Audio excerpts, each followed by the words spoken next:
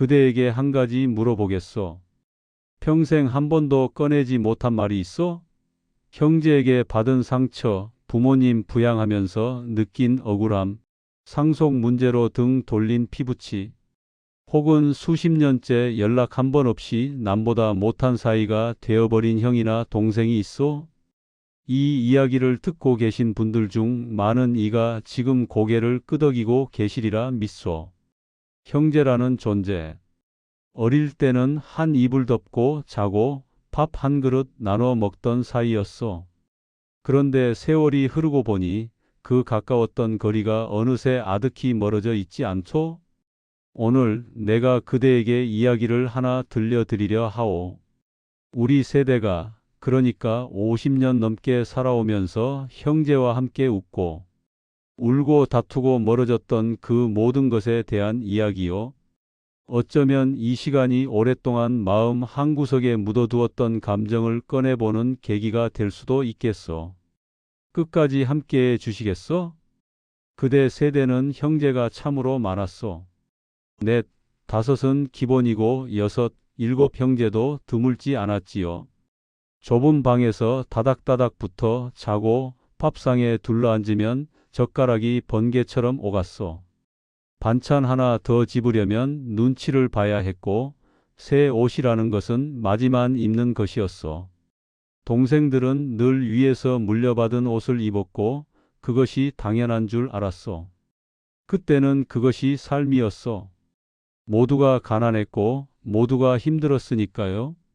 부모는 하루하루 먹고 사는 것만으로도 벅찼고 자식 하나하나에게 세심하게 신경 쓸 여유가 없었소. 그래서 형제들 사이에는 자연스럽게 서열이 생기고 역할이 나뉘었소. 마지는 어린 나이에 부모 역할을 대신했소. 동생들 밥 차려주고 숙제 봐주고 때로는 아버지 대신 회초리를 들기도 했지요. 무거운 책임감이 어깨를 짓눌렀으나 그것이 장남 장녀의 운명이라 생각했소. 누가 시킨 것도 아닌데 스스로 그 무게를 짊어졌소. 나 정약용도 형제가 있었소. 형님들과 아우들 사이에서 자라며 나 또한 그 시대의 서열과 책임을 몸으로 익혔소. 맏형은 집안의 기둥 노릇을 해야 했고 아래 형제들은 각자의 자리에서 묵묵히 살아야 했소. 그러다 보니 정이 깊으면서도 동시에 서운함이 쌓이기도 했소. 중간에 낀 아이들은 또 어떠했소? 위로는 맏이가 있어 주목받지 못하고 아래로는 막내가 있어 귀여움을 빼앗겼소. 늘 중간 어딘가에서 존재감 없이 지내야 했고 부모의 관심은 언제나 다른 곳에 있는 것 같았소. 나는 이 집에서 투명 인간인가 하는 생각을 한 번쯤 해보신 분 분명 계시리라. 막내는 막내대로 또 다른 상처가 있었소. 귀여움을 독차지했다고요? 그렇게 보일 수도 있겠으나 정작 막내 본인은 형이나 언니에게 늘 치이고 눌려 살았소. 넌 아직 어려서 몰라. 막내가 뭘 알아 이런 말들에 자존심이 상했으나 막내니까 참아야 했소. 의견을 내도 무시당하고 결정권은 늘 위에 형제들에게 있었소. 그리고 그 시절에는 비교가 일상이었소. 너희 형은 공부를 그렇게 잘하는데 넌 왜 그 모양이냐? 언니 좀 봐라. 살림도 잘하고 시집도 잘 갔잖아. 동생은 효자인데 넌 부모 속만 썩이는구나. 부모는 그렇게 말하면 자극이 되어 더 잘할 줄 알았겠지요. 허나 그 말들은 가슴에 깊이 박혔소. 형제끼리 비교당하면서 자란 아이들은 그 형제를 사랑하면서도 동시에 미워하게 되오. 질투와 열등감이라는 감정이 형제 사이에 투명한 벽을 세우오. 겉으로는 웃고 떠들어도 마음 한편에는 늘 그 벽이 있었어. 내가 세상을 살며 깨달은 바가 있어. 사람이 가장 깊은 상처를 받는 곳은 가장 가까운 곳이요. 남에게 받는 상처는 세월이 지나면 잊히오. 허나 부모에게, 형제에게 받은 상처는 뼈에 새겨지오. 그것은 단순한 서운함이 아니오. 존재 자체에 대한 부정으로 느껴지기 때문이오. 나는 이 집에서 중요하지 않은 존재구나. 나는 형제들 중에서 가장 못난 사람이구나. 이런 생각이 어린 시절 마음속에 뿌리를 내리면 그것은 평생을 따라다니요. 아무리 성공해도 아무리 인정받아도 그 뿌리는 쉽게 뽑히지 않죠.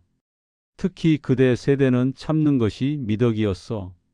억울해도 참고 서러워도 참고 화가 나도 참았어. 형제에게 상처받아도 그래도 피부치인데 하면서 삼켰어. 부모에게 서운해도 그때는 다 그랬으니까 하고 넘겼어. 그렇게 참고 삼킨 감정들이 어디로 갔겠어? 사라진 것이 아니오. 마음 깊은 곳에 차곡차곡 쌓여 있어. 어떤 이는 이렇게 말씀하셨어. 지금 생각하면 별것 아닌데 그때는 정말 억울했어요. 형이 내 돈을 가져가서 쓴 적이 있는데 부모님은 형이니까 그럴 수 있지 하고 넘어가셨거든요. 지금도 그 기억이 나면 마음이 욱신거려요. 또 어떤 이는 이렇게 말씀하셨어. 언니가 시집갈 때 부모님이 해준 게 있는데 내가 시집갈 때는 집안 형편이 어렵다고 아무것도 못 해주셨어요.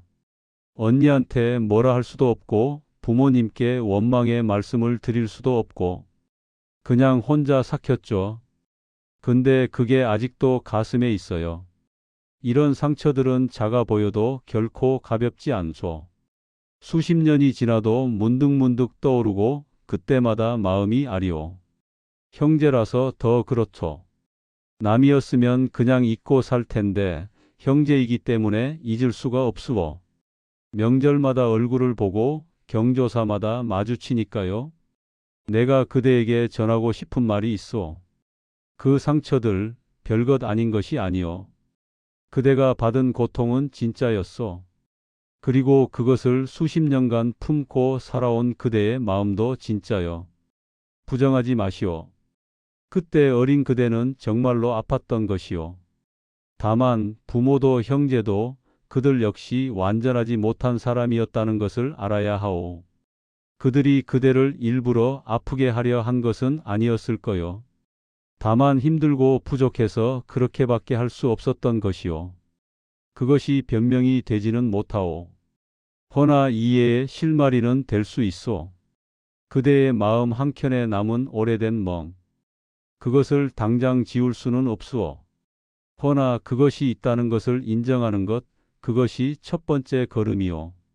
묻어두고 없는 척하면 그 멍은 더 깊어지요. 꺼내어 바라보면 비로소 옅어지기 시작하오. 그리고 그 상처 위에 부모 부양이라는 또 다른 무게가 얹어지기 시작했어. 부모가 연로해지시면서 형제들 사이에는 새로운 문제가 생겼어. 누가 부모를 모실 것인가? 이 단순해 보이는 질문이 형제 관계에 깊은 금을 긋기 시작했어. 어릴 때 쌓인 상처는 그래도 시간이 지나면 희미해질 수 있어. 허나 부모 부양 문제는 현재 진행형이요. 지금 당장 해결해야 하는 눈앞에 닥친 현실이요. 처음에는 다들 효도하겠다고 나서 내가 모실게, 아니야 내가 할게 서로 말은 그렇게 하오. 허나 실제로 부양이 시작되면 이야기가 달라지요. 부모를 모신다는 것은 생각보다 훨씬 크고 무거운 일이기 때문이요. 아침에 일어나서 부모님 약 챙겨드리고 식사 준비하고 병원 모셔다 드리고 밤에는 혹시 부르실까봐 제대로 잠을 자지 못하오. 치매가 오신 부모를 모시는 분들은 더 힘드오. 같은 말을 수십 번 반복하시고 가끔은 자식 얼굴도 못 알아보시오. 밥 먹는 것, 화장실 가는 것, 모든 일상에 손이 가야 하오. 이 모든 것을 한 사람이 감당하고 있다면 그 무게가 어떻겠어? 그런데 다른 형제들은 멀리 있어. 명절에 한 번 오고 가끔 전화 한 통 하는 것이 전부여. 와서는 수고한다 한마디 하고 용돈 조금 넣고 가오. 물론 그것도 고마운 일이지요.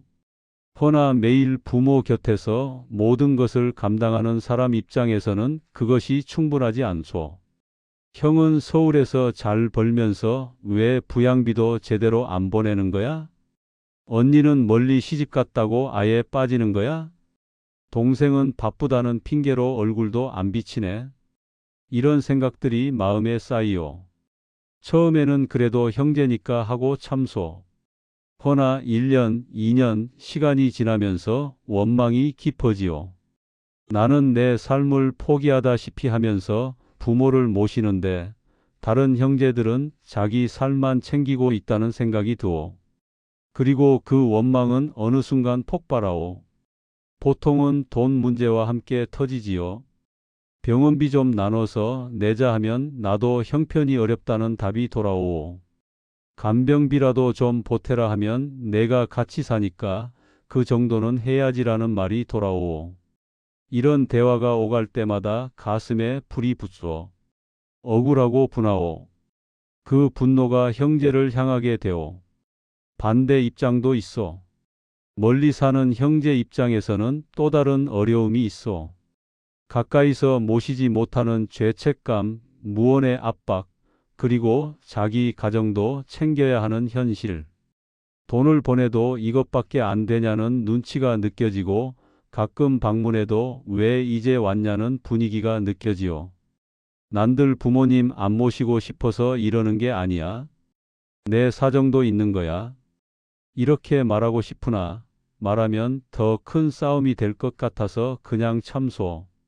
그렇게 양쪽 모두 마음에 응어리가 쌓이요. 서로의 입장을 이해하지 못한 채 원망만 커져가오. 내가 살던 시대에도 이런 문제가 있었어. 효라는 것은 조선의 근본이었어. 부모를 모시는 것은 자식의 도리였어. 허나 그 무게가 고르게 나뉘지 않았어. 누군가는 더 많이 짊어지고 누군가는 편하게 지내는 것이 예나 지금이나 마찬가지였어. 그리고 부모가 돌아가시면 상속 문제가 기다리고 있어. 상속. 이 단어 앞에서 무너진 형제 관계를 얼마나 많이 보셨어? 부모가 살아계실 때는 그래도 참았어. 부모 보기 창피해서라도 티 내지 않았어. 허나 부모가 돌아가시고 나면 더 이상 참을 이유가 없어지요. 그동안 쌓였던 감정들이 상속 문제를 계기로 한꺼번에 터져 나오오. 내가 부모님 모셨으니까 당연히 더 받아야지. 법대로 똑같이 나누자. 모시는 건 내가 원해서 한 거잖아. 나는 결혼할 때 아무것도 못 받았어. 이번에 좀 더 받아야 공평하지. 각자 자기 입장에서는 다 맞는 말이요. 문제는 그 입장들이 서로 부딪힌다는 것이요. 누구도 양보하지 않소. 평생 쌓인 감정들이 이 순간 폭발하기 때문이요. 상속 자체보다 그동안의 억울함을 보상받고 싶은 마음이 더 크오. 그래서 상속 분쟁은 단순히 돈 문제가 아니요. 그 안에는 수십 년간의 비교, 차별, 희생, 서운함, 질투, 미움이 녹아 있어. 재산보다 그 감정들을 정리하는 것이 더 어렵소. 어떤 이가 이런 이야기를 들려주셨소.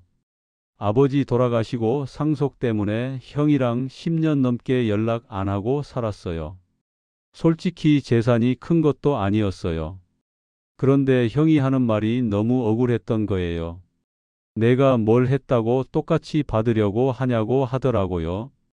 그 한마디에 관계가 끝났어요. 또 어떤 이는 이렇게 말씀하셨어.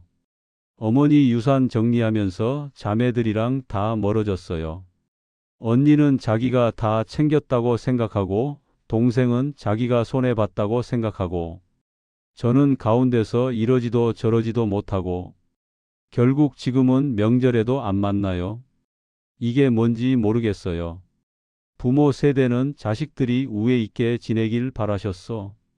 그래서 너희끼리 알아서 잘 나눠라 하시며 유언도 없이 가신 분들이 많소.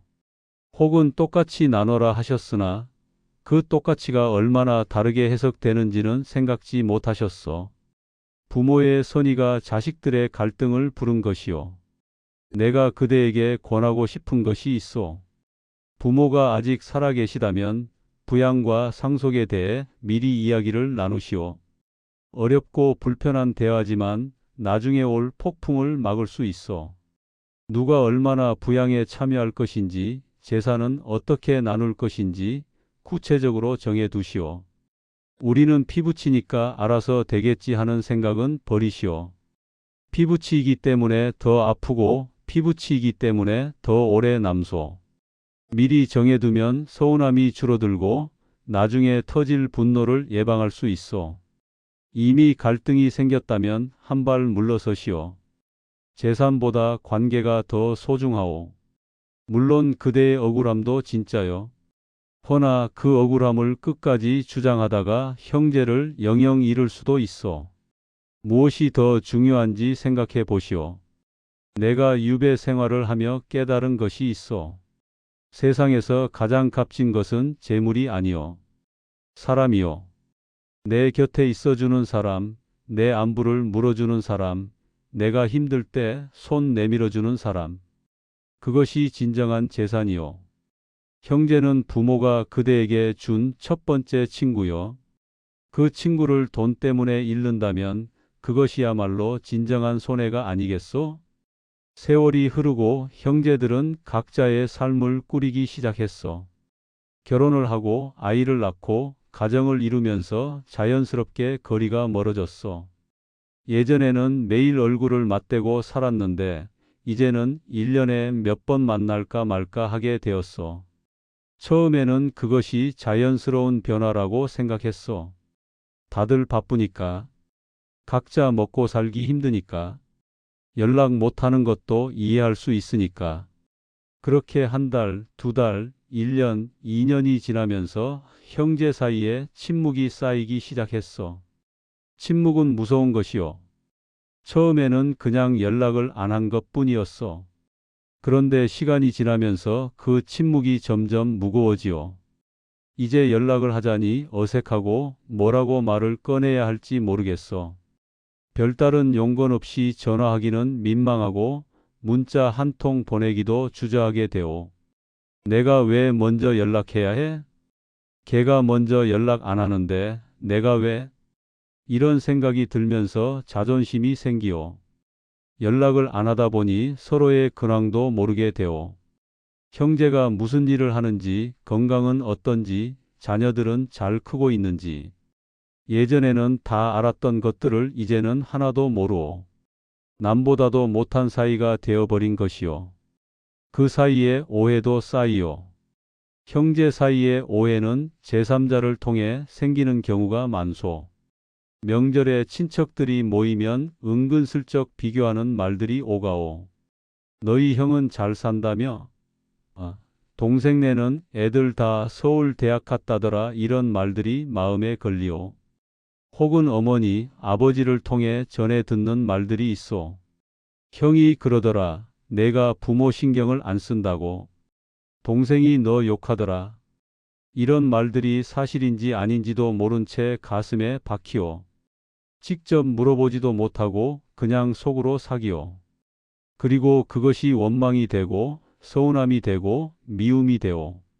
내 삶을 돌아보면 유배라는 것이 그러했어. 18년간 가족과 떨어져 살았어. 편지로만 소식을 주고받았어. 그 긴 세월 동안 얼마나 많은 오해가 생겼겠어. 얼마나 많은 말들이 전해지고 왜곡되었겠어. 허나 나는 직접 만나 해명할 수 없었어. 그저 멀리서 마음을 태울 뿐이었어. 지금 그대도 그러하지 않소? 형제가 가까이 있어도 마음은 유배지처럼 멀게 느껴지지 않소? 같은 도시에 살아도 1년에 한 번 보기 힘들지 않소? 전화기만 들면 연락할 수 있는데 그 전화기가 천근처럼 무겁지 않소? 어떤 이는 이렇게 말씀하셨어. 형이랑 4년째 연락 안 하고 살아요. 특별히 싸운 것도 아니에요. 그냥 언젠가부터 연락이 끊긴 거예요. 처음엔 바쁘니까 그러려니 했는데 이제는 연락하기가 너무 어색해요. 뭐라고 말을 꺼내야 할지 모르겠어요. 또 어떤 이는 이렇게 말씀하셨어. 언니가 내 결혼식에 안 왔어요. 무슨 일이 있었는지 모르겠는데 연락도 없이 그냥 안 온 거예요. 그게 너무 서운해서 나도 언니한테 연락 안 했어요. 그게 벌써 20년이에요. 언니 자식들 얼굴도 몰라요. 관계에는 관성이 있어. 좋을 때는 좋은 관성이 작용하고 나쁠 때는 나쁜 관성이 작용하오. 연락을 자주 하면 계속 연락하게 되고 연락을 안 하면 계속 안 하게 되오. 한번 멀어진 관계는 가만히 두면 계속 멀어지오. 저절로 가까워지지 않소. 내가 그대에게 묻고 싶소. 지금 연락이 끊긴 형제가 있어? 마지막으로 연락한 것이 언제요? 그리고 왜 연락을 안 하게 되었어? 대부분은 대단한 이유가 없으오. 그냥 바빠서, 그냥 어색해서, 그냥 서운해서. 이런 작은 이유들이 쌓여서 커다란 벽이 되었어. 그 벽을 허물려면 누군가 먼저 손을 내밀어야 하오. 그런데 왜 내가 먼저 해야 해요? 그대가 이렇게 물을 수 있어. 당연한 질문이요. 내가 먼저 다가가야 할 이유가 있어? 상대도 나한테 연락 안 했는데? 허나 내가 이렇게 묻겠어. 누가 먼저인지가 그렇게 중요하오? 그대가 먼저 연락한다고 해서 그대가 지는 것이 아니오. 오히려 그대가 더 큰 사람이 되는 것이오. 관계를 회복하고 싶다면 자존심을 조금 내려놓아야 하오. 물론 모든 관계를 회복할 필요는 없소. 어떤 관계는 멀리 두는 것이 서로에게 좋을 수도 있어. 만나면 상처만 주고받는 형제라면 굳이 가까이 할 필요 없소. 허나 그것은 충분히 생각한 뒤에 내리는 결론이어야 하오. 그냥 어색해서 그냥 자존심 때문에 멀어진 것이라면 한 번쯤 다시 생각해 보시오. 연락의 방법은 어렵지 않소. 거창하게 시작할 필요 없소. 잘 지내? 이 한마디면 충분하오. 혹은 명절 인사, 생일 축하, 이런 가벼운 것으로 시작하면 돼오. 상대가 답을 안 할 수도 있어. 그래도 괜찮소. 그대가 손 내밀었다는 것 자체가 의미 있는 것이오. 그 한 통의 연락이 수십 년 쌓인 침묵을 깨뜨릴 수 있어. 나이가 들면서 형제에게 새로운 문제가 생기오. 이제는 부모 부양이 아니라 형제 자체가 짐이 될 수 있어. 아픈 형제, 돈 없는 형제, 홀로 된 형제. 이들을 어떻게 해야 할지 고민이 되오. 어떤 분은 이렇게 말씀하셨어. 동생이 사업 망해서 빚더미에 앉았어요. 도와달라고 하는데 솔직히 나도 형편이 넉넉지 않아요. 그렇다고 피부치를 모른 척할 수도 없고 어떻게 해야 할지 모르겠어요. 또 어떤 분은 이렇게 말씀하셨어. 형이 중풍으로 쓰러졌어요. 형수님 혼자 감당하기 힘드니까 도와달라고 하는데 나도 나이가 드니까 힘들어요. 도와주고 싶은 마음은 있는데 내 몸이 안 따라줘요. 노년에 마주하는 형제의 문제는 복잡하오. 젊었을 때는 형제니까 당연히 도와야지 했어. 허나 나이 들어서는 그 당연한 것이 쉽지 않소. 내 몸도 아프고 내 돈도 부족하고 내 가정도 챙겨야 하오. 거기에 형제까지 도우려면 나 자신이 무너질 수 있어. 그렇다고 외면하자니 마음이 편치 않소. 피부치를 어떻게 모른 척해? 나중에 후회하면 어쩌지? 형제 하나 못 돌보는 못난 놈이 되는 건 아닌가? 이런 생각에 괴로워지요.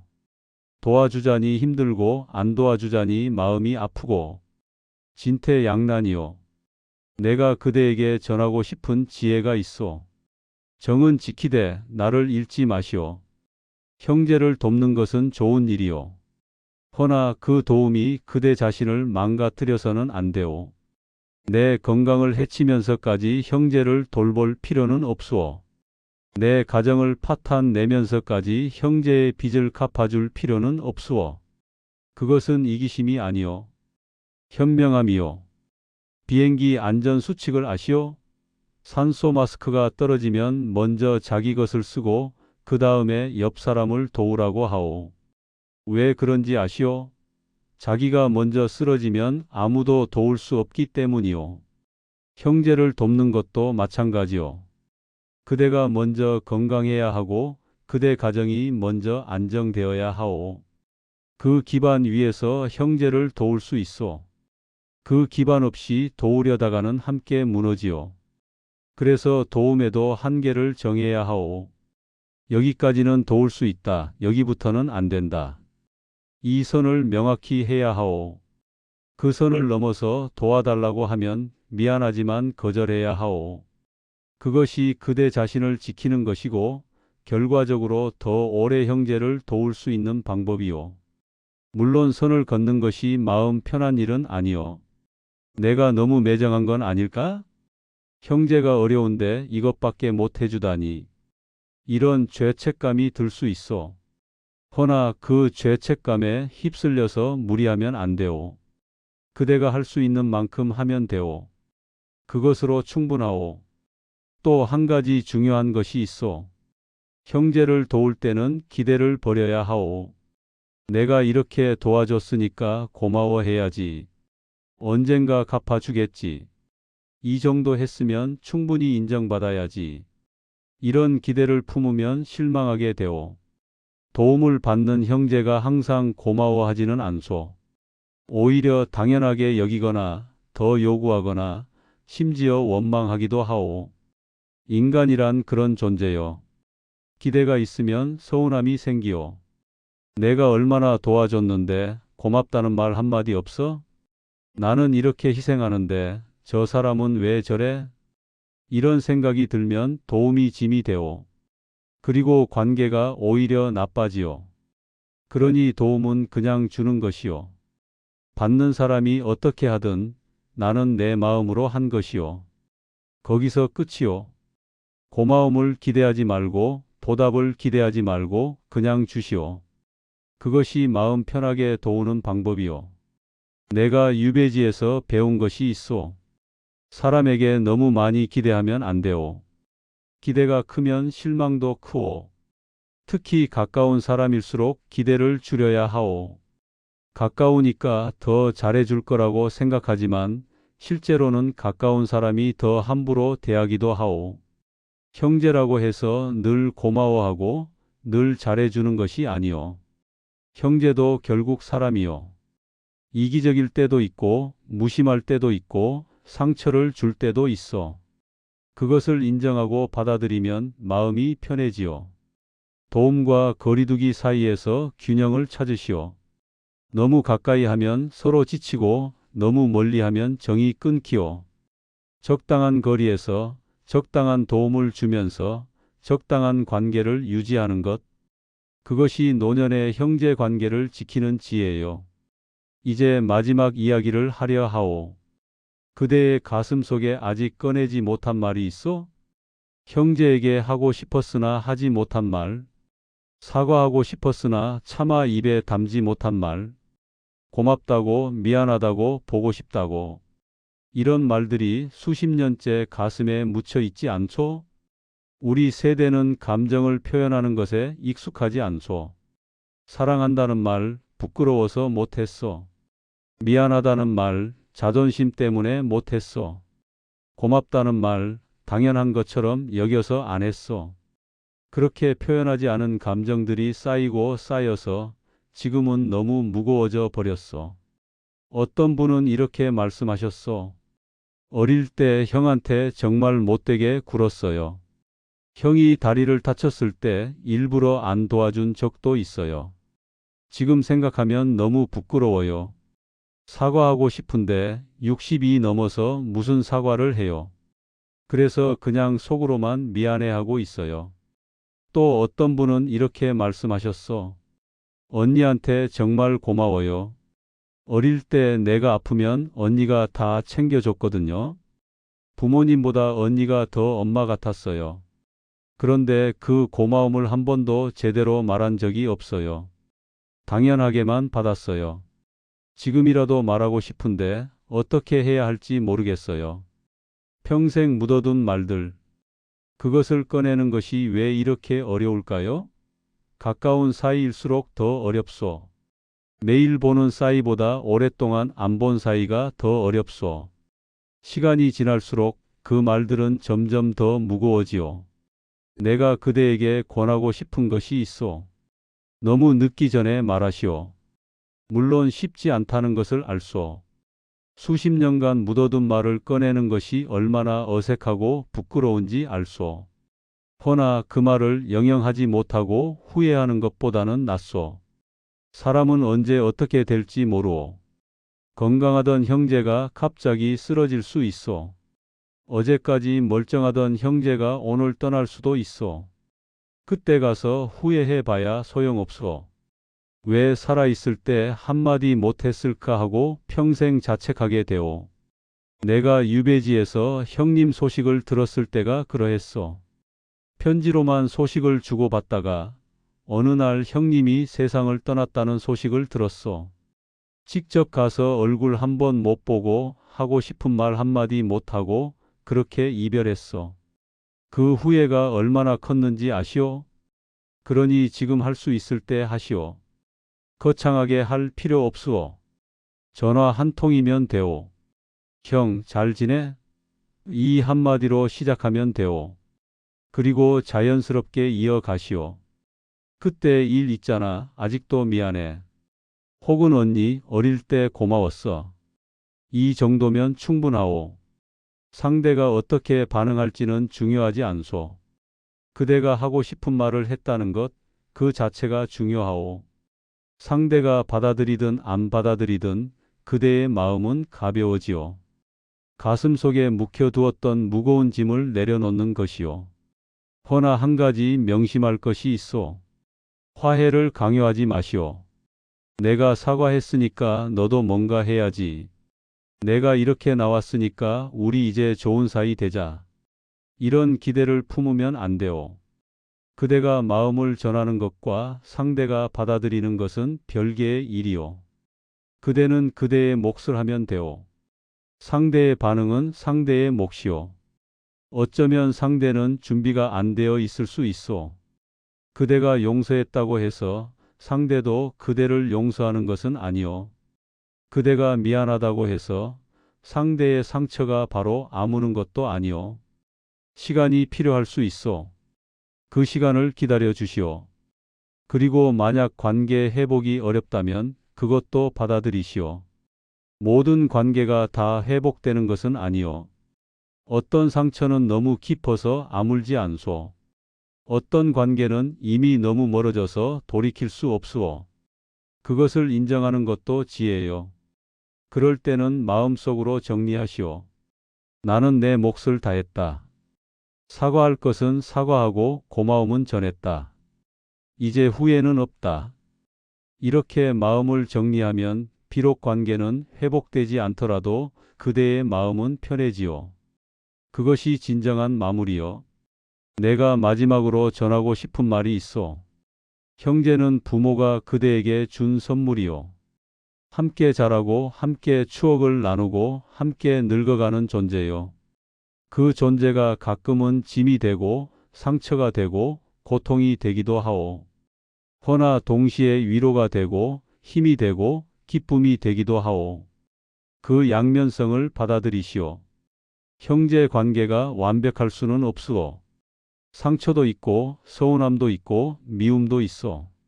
그것이 인간관계요. 그것이 형제요. 완벽한 관계를 기대하면 실망만 커지요. 있는 그대로 받아들이면 마음이 편해지요. 삶의 후반부에 접어든 그대에게 이제는 무거운 짐을 내려놓을 때가 되었어. 평생 품어온 원망, 억울함, 서운함, 그것들이 그대를 얼마나 괴롭혔어? 이제 그만 놓아주시오. 상대를 위해서가 아니요. 그대 자신을 위해서요. 용서한다는 것은 상대를 위한 것이 아니요. 그대 자신의 마음을 자유롭게 해주는 것이요. 상대가 용서받을 자격이 있든 없든 그것은 중요하지 않소. 그대의 마음에서 그 무거운 감정을 비워내는 것, 그것이 중요하오. 그렇다고 해서 상처가 없었던 것처럼 굴 필요는 없소. 상처는 있었어. 아팠어. 그것은 부정할 수 없는 사실이요. 다만 그 상처에 더 이상 끌려다니지 않겠다고, 그 상처가 내 삶을 지배하지 않게 하겠다고 그렇게 마음먹는 것이요. 작은 것부터 시작하시오. 오늘 형제에게 전화 한 통 해보시오. 아니면 문자 한 통이라도 보내시오. 잘 지내? 이 한마디로 충분하오. 그 작은 시작이 큰 변화를 만들 수 있어. 혹은 마음속으로만이라도 정리하시오. 나는 형제에게 이런 상처를 받았다. 그것이 오래 아팠다. 허나 이제는 그 아픔을 놓아주려 한다. 형제가 어떻게 하든 나는 내 마음을 가볍게 하려 한다. 이렇게 다짐하는 것만으로도 마음이 달라지오. 그대의 남은 삶이 얼마나 될지 아무도 모르오. 10년이 될 수도 있고 20년이 될 수도 있고 내일이 될 수도 있어. 그 남은 시간을 과거의 상처에 매여서 보내겠소? 아니면 마음 가볍게 보내겠소? 선택은 그대의 것이오. 나 정약용이 그대에게 마지막으로 드리는 말씀이요. 형제라는 이름은 무겁소. 그 무게에 눌려 살기도 하고 그 무게를 함께 나누기도 하오. 허나 결국 중요한 것은 그대의 마음이요. 그대가 어떻게 받아들이느냐에 따라 그 무게는 짐이 될 수도 있고 버팀목이 될 수도 있어. 부디 마음의 평안을 찾으시오. 이 늙은 선비의 이야기가 그대의 마음에 조금이나마 위로가 되었기를 바라오. 그럼 오늘 이야기는 여기서 마치겠소. 건강하시오. 그리고 행복하시오. 그대, 오늘 내 이야기를 들으셨소. 형제라는 존재가 때로는 가장 큰 상처가 되고 때로는 가장 깊은 위로가 된다는 것을, 부모 부양과 상속이 얼마나 많은 형제를 갈라놓았는지를, 침묵과 오해가 어떻게 수십 년의 정을 끊어놓았는지를, 그리고 그 모든 것 위에서 마음의 짐을 내려놓는다는 것이 무엇인지를 이제 그대에게 물음을 남기겠소. 그대의 형제는 지금 어디에 있어? 그대가 하지 못한 말은 무엇이요? 그리고 그 말을 언제까지 묻어둘 생각이요? 이 물음에 대한 답은 그대만이 알 수 있어. 부디 너무 늦기 전에 답을 찾으시오. 삶은 생각보다 짧고 시간은 생각보다 빨리 흐르오. 후회 없는 하루하루가 되시기를